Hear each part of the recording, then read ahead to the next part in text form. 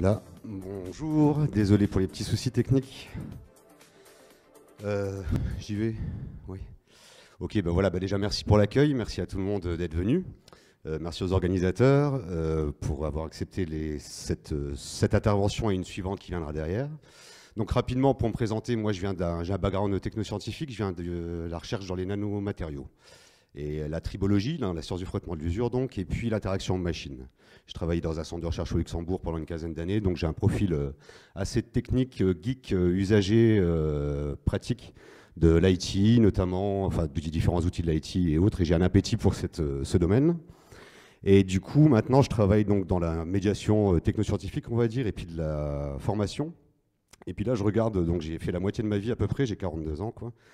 Et j'ai des sérieuses interrogations quand même en ce qui concerne nos usages de la technologie en général. Et quand on en vient dans le monde de l'IA, on peut se poser de réelles questions et notamment avoir des nécessités de vraiment s'informer parce qu'il est clair que les décennies qui vont venir vont sérieusement secouer.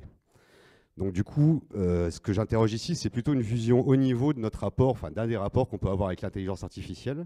Et notamment, mon but n'est pas d'aller favoriser l'acceptation du tout, mais de montrer qu'il y a des réflexions à faire globalement parce que notre rapport n'est pas forcément très sain, surtout en termes de comment on nous la présente, j'ai l'impression, je le sens comme ça, quoi. Donc là, je vais m'intéresser aux futurs professionnels, aux professionnels que vous êtes, la science, la technologie, aux citoyens, à l'individu, à l'élément que vous êtes, dont vous faites, enfin, à vous en tant qu'élément dans une espèce qui avance globalement, quoi, hein. Donc, premièrement, bon, l'IA surhumaine, en tout cas les évolutions de l'IA sont certainement très importantes. Le jeu, un des domaines qui nous est les plus chers en tant qu'humains, notamment pour l'apprentissage, a été celui pour lequel moi, personnellement, j'ai entendu les premières fois parler d'IA vraiment de manière concrète, et non pas que dans les films de science-fiction ou dans quelques écrits futuristes. Donc, on a été battu aux échecs. Ensuite, Jeopardy. Alors, Jeopardy, c'est pas rien. Je donne une réponse, vous me donnez la question. Donc là, il y a quand même pas mal de possibilités.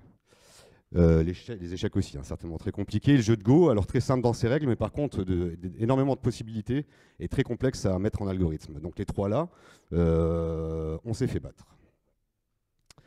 En ce qui concerne d'autres domaines qui sont, on va dire, plus sérieux, la médecine, donc là en 2018, on a des prévisions du cancer du sein qui sont juste à peu près 99%, je crois, par une IA, quoi, sur plusieurs centaines, milliers de cas, quoi. Donc là, on serait battu par l'IA en ce qui concerne le simple diagnostic, le diagnostic d'image et puis de pathologie. À côté de ça, on a Google qui récemment nous annonce que deux IA ont pu communiquer entre elles sans qu'on puisse comprendre ce qu'elles se disent, hein, d'une certaine manière, quoi.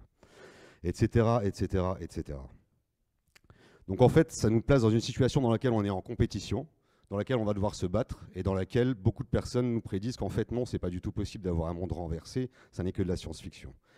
Alors globalement, ça veut dire qu'il y a de la tension et ce qui m'intéresse ici, c'est la manière dont nous on perçoit donc cette technologie et notamment ce concept de onde prométhéenne qui a été développé,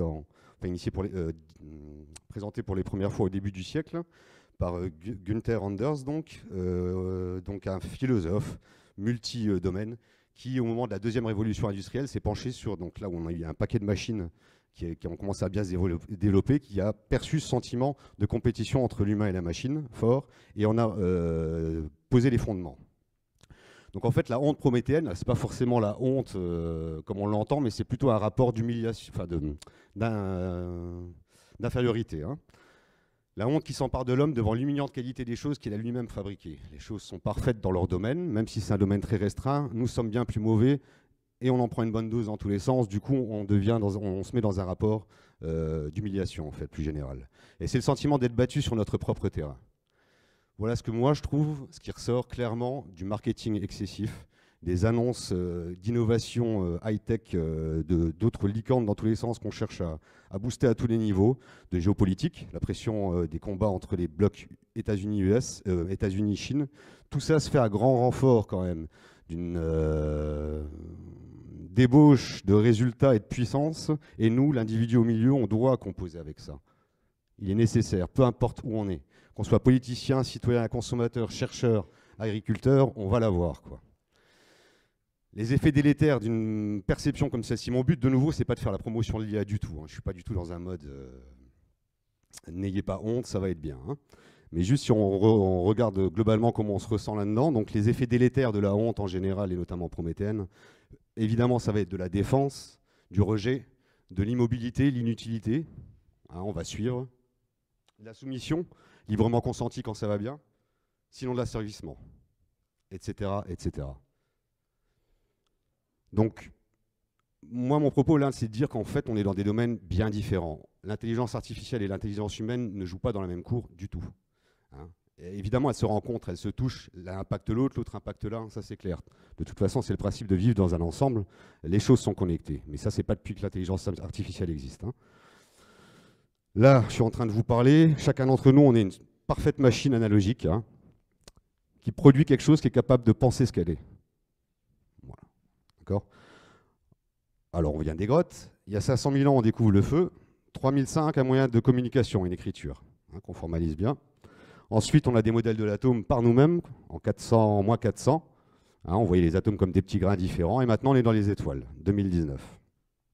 Cette machine-là, elle a été lancée dans une course, quoi, avec énormément de personnes qui se succèdent. Il faut bien voir que tout ça s'étale dans le temps. C'est une banalité ce que je vous dis, mais il faut vraiment se poser là pour montrer quelle est notre puissance, en fait. Hein.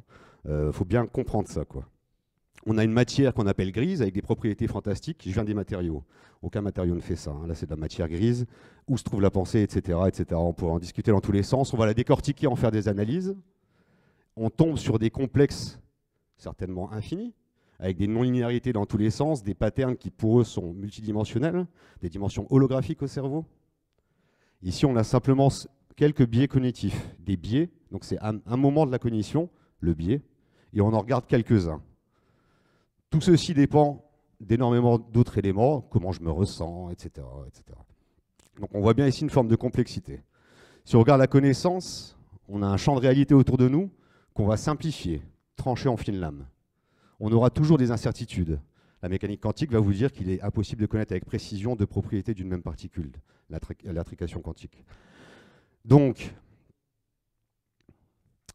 l'idée, c'est de se dire qu'on est par nous-mêmes, de manière purement analogique, une merveilleuse machine, venue d'un processus d'évolution quand même sacrément puissant, hein, qu'on est capable d'observer des tranches de réalité, qu'on est capable d'observer des phénomènes et de définir des modèles tout à fait complexes. Ici, par exemple, le développement sexuel d'un individu.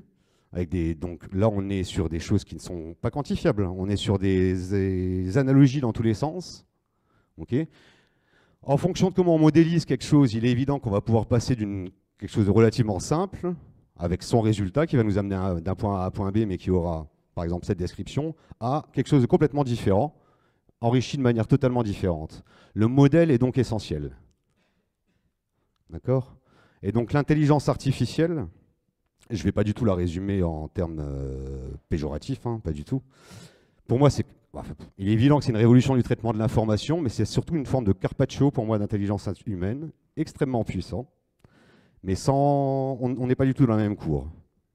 Hein, on va pouvoir, par l'intelligence artificielle, traiter un maximum de données, bien plus que n'importe quel cerveau, mais on va être bien loin de l'ensemble des opérations qui sont contenues à l'intérieur. Et ce n'est pas les mêmes dimensions, quoi. Donc il n'y a pas de compétition.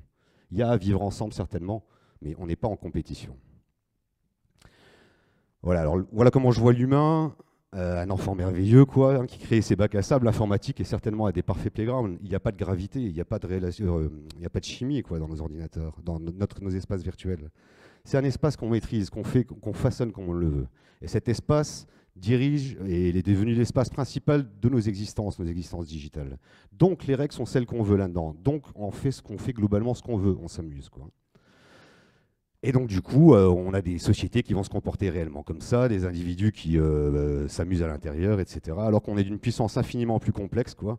On vient d'un rien, un jour ce rien a craqué, on se retrouve là, avec notre machine. Et là on fait donc des machines qui sont capables de traiter énormément d'informations.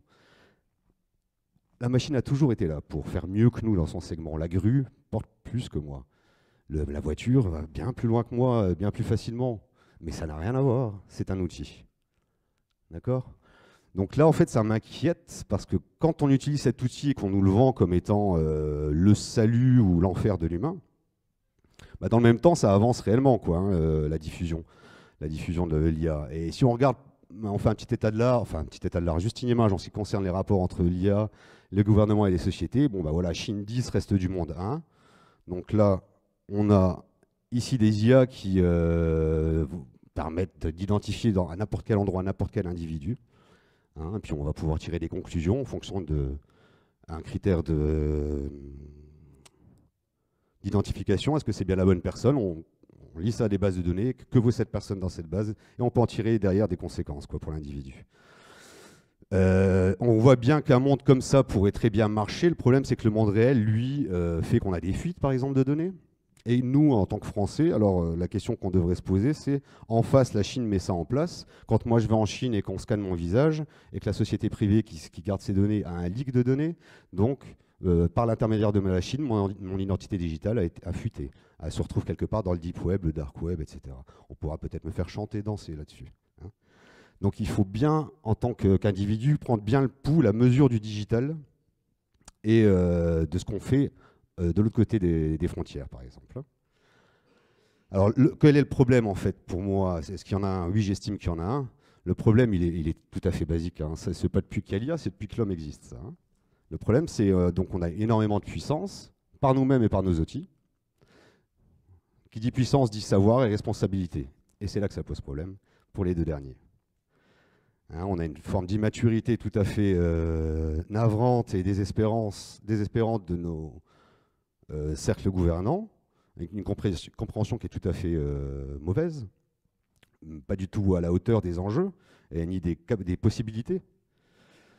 Idem pour le citoyen. Le citoyen ne met aucune pression en fait, sur ses gouvernements, ni sur lui-même, pour se dire je suis dans une société, quels sont les impacts, quelle est ma vie digitale, comment est-ce que je vais gérer comment est-ce que moi je peux être dans un tout digital qui fonctionne bien. Et le pire du pire étant le consommateur qui, lui, a donné sa biométrie à Apple, on a donné les empreintes de nos visages, etc. C'est quand même très particulier qu'on ait un comportement digital qui soit à l'inverse total de ce qu'on ferait dans le réel, alors que les risques sont plus importants. Ce que je veux dire, c'est que quand on discute avec des systèmes administrateurs d'entreprises ou autres, ils sont tout à fait navrés de la manière dont les pratiques sont réalisées. On réalise dans le digital exactement comme si on acceptait, par exemple, la vie privée, par exemple. On va nous dire, moi je n'ai rien à cacher, donc je n'ai pas besoin d'encrypter, par exemple, mes mails ou de la communication. Le problème, c'est que quand dans le monde réel, on n'accepterait jamais de dire, puisque je n'ai rien à cacher chez moi, vous pouvez ouvrir la porte, regarder, copier-coller, prendre ce que vous voulez. Jamais on accepterait ça. Et dans le digital, on se comporte exactement comme ça. Donc ça, c'est énormément de problèmes quand on est dans un monde de big data, marketing excessif, big data et dans les IA, on va sniffer dans tous les sens. On a une immaturité aussi à l'échelle planétaire avec une non-intégration des deltas. Hein, il est clair que plus on avance, plus on se sépare en fait. Hein. On se réunit dans nos mêmes couches, mais les deltas, eux, voilà. Et la trajectoire qu'on suit est la suivante. On a donc placé le triptyque technosciences-innovation depuis une bonne cinquantaine d'années, un peu plus, au cœur du développement socio-économique. Voilà, notre développement socio-économique est basé sur ces règles-là. Ce sont ça les héros. On a donc développé une foi aveugle, une confiance naïve dans ce triptyque. On achète si c'est scientifique, c'est bon. Non, c'est pas bon du tout. C'est pas parce que c'est scientifique que 1 c'est vrai, 2 chez Zus, 3 c'est bon, quoi. Hein. La technoscience, c'est l'outil premier du business et de cet ultra-capitalisme, libéralisme, etc. Il est clair et net que c'est ça. Et en soi, la techno et la science ne sont ni bons ni mauvais, c'est un outil. Hein. N'oubliez jamais ça, c'est l'humain qui donne le sens. Donc il ne faut pas faire foi, confiance parce que c'est scientifique. Hein. Nos pratiques numériques versus celles du monde réel, donc voilà. Donc ça, voilà où on en est là maintenant. L'érosion donc des missions étatiques, on va commencer à faire des pans-sociétés. Hein, où on va avoir des connexions dans tous les sens, le service public qui diminue, etc. etc. L'Internet qui nous pousse à une forte tectonique des peuples, hein, la rencontre forte des peuples. Hein. On peut mettre le monde à feu, si on veut, aujourd'hui, maintenant, en prenant un écrit, en faisant quelque chose de pas très bien, en filmant l'ensemble et en rigolant tous autour. Maintenant, on peut le faire. Ça n'a jamais été vu dans l'humanité. Tout va ultra vite. Hein. La rencontre des peuples aussi, quoi. Et globalement, on peut parler d'une entropie d'espèces croissante si on définit que donc ces deltas, les deltas entre les moteurs, les principaux moteurs, qui sont 1, l'argent, 2, la connaissance, ces deltas-là sont hyper croissants. Hein. Donc voilà où on en est. Alors vers quelle destination? Alors une possible, hein, une destination possible, l'anarcho-capitalisme. Donc ça, ça recouvre à peu près 99% de toutes les œuvres d'anticipation. Toutes ces œuvres-là, nous projette dans un monde, dans ce type de monde, ça c'est Blade Runner, quoi. Les corporations dépassent les États. Les corporations dépassent les États, la fragmentation des plaques étatiques, l'interconnexion de l'ensemble, etc., etc. Voilà. Bon, là c'est où on en est. Est-ce qu'il y a des leviers pour changer chacun hein, le monde ne nous tombe pas dessus. Hein. Nous sommes le monde. C'est nous qui le faisons. Donc déjà, premièrement, il n'y a pas à déprimer de quoi que ce soit s'il devait y avoir déprimé.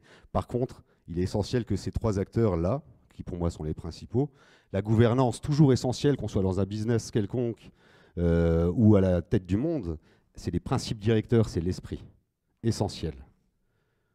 Le citoyen, c'est lui qui les met. Par exemple, si on estime qu'on est dans une gouvernance de type entreprise, alors nous sommes le conseil d'administration. Nous devons être exigeants, très exigeants. Et le troisième, le plus important, le consommateur. L'argent, le moteur principal. On est donc tous responsables hein, de nos relations. Et comment développer l'ensemble, comment améliorer, entre guillemets, les choses, si tant est qu'on estime qu'il y a besoin d'amélioration, ça va être évidemment diffuser largement une culture technologique en urgence. Il est essentiel qu'on comprenne bien à tous les niveaux ce qu'on fait. Est-ce normal que je donne de nouveau, est-ce acceptable que je donne mon empreinte à Apple? Est-ce qu'on le ferait dans un autre commerce? Je l'ai donné à l'État, mon empreinte, mais à personne d'autre. Je ne suis pas sûr de la donner à mes amis. Je la donne à Apple. La responsabilité, donc, hein, évidemment. Hein, la responsabilité de nos vies, dans nos actions, et donc de l'engagement. Donc tout ça en urgence. Donc voilà, c'était une petite présentation qui a pour but simplement de vous expliquer, enfin de vous dire, hein, je vous ai certainement parlé d'évidence, mais je voulais vous faire prendre un peu de temps sur la mise en perspective, la vision haut niveau. On est tout à fait capable chacun de le prendre et prenez-le comme ça, quoi. On est tout à fait chacun peut avoir cette vision et prenez-le comme ça, dirigez votre vie comme ça. Si vous le pouvez, je vous invite à le faire. Voilà. Merci.